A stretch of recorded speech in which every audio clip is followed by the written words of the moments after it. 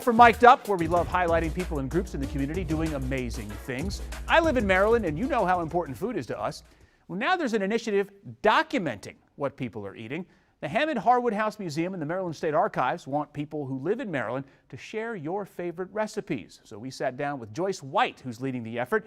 She says it's actually not the first time Maryland has done this, but this time they're doing things a little different.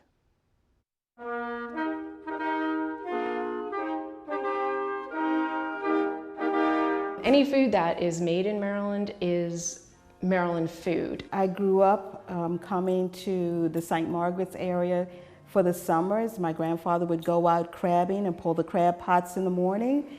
We would pick crabs in the afternoon with my grandmother, and Sunday morning we would have crab cakes. So the Great Maryland Recipe Hunt is actually literally hunting for Maryland recipes. And what does that mean? It means recipes that might have been in your family for hundreds of years, maybe 50 years, 10 years, maybe you just moved here, a couple of months ago. Back in 1963, the Hammond Harwood House Association published a very important cookbook in Maryland. It was called Maryland's Way, the Hammond Harwood House Cookbook.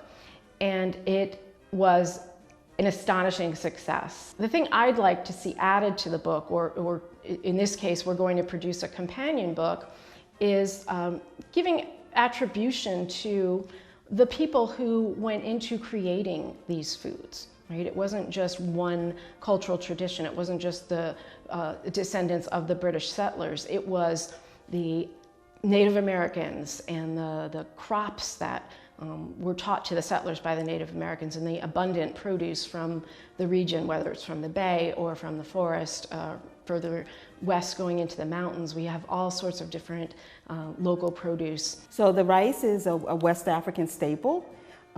It's rice with a tomato-based sauce with hot peppers and red onions and a lot of red tomato paste. Jollof rice, it's made a lot of different ways in West Africa.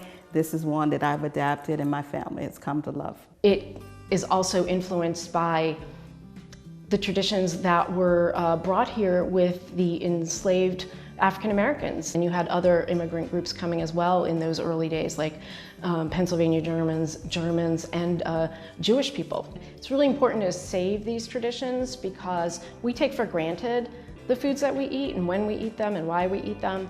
But as a historian, I know, people in 200 years or even 50 years from now might not actually know what were the common things that we were eating.